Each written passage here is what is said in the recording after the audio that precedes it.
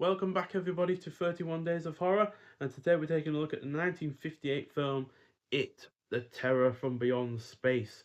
So directed by Edward L. Kahn, who's definitely one of my more favourite directors from the 50s in this kind of sci-fi or horror or both genres.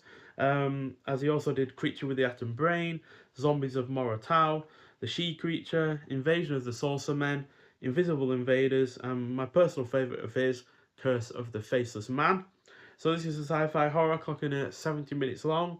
Stars Marshall Thompson, who was also in the really rather fantastic film Fiend Without a Face. Also highly recommend that if you've not seen it. But he was also in the fairly decent First Man into Space as well.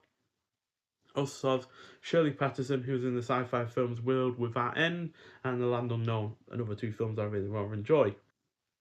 So, the first manned expedition to Mars is invaded by an unknown life form, which stows away on the rescue ship. So, although this science fiction horror film isn't quite the best of its type from the 50s, it gets by thanks to it being mildly entertaining, having a short running time, and being well paced. The cast is also good. The plot uses its singular setting mostly well, although the idea of using grenades and guns on a spaceship is rather silly, and they are shot and blown up. So, I feel like the ship would be compromising such a thing with using such a thing.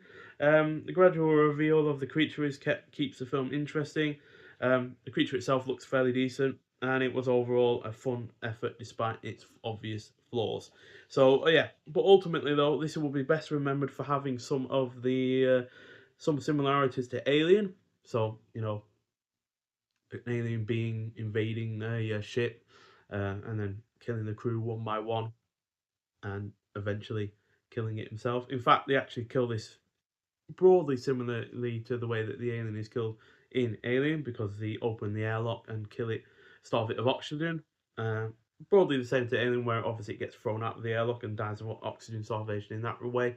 But yeah, still, they kill it in broadly the same way.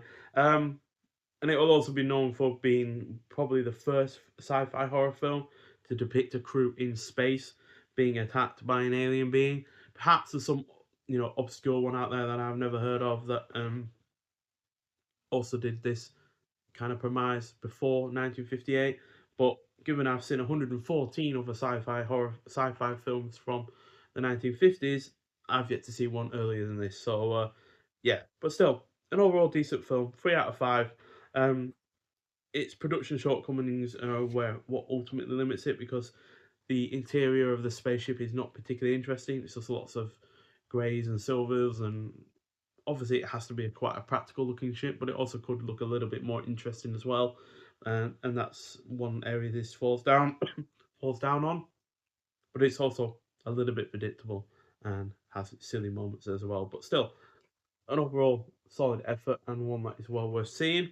Um, don't think this physical release didn't have any extras on it at all, unfortunately.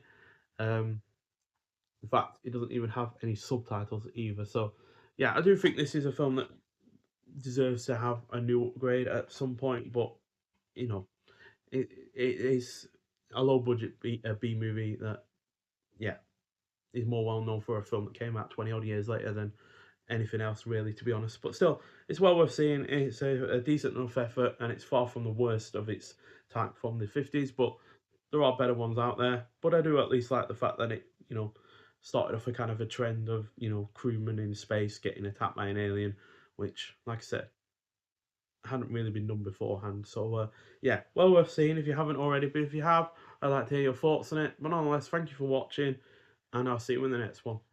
Bye.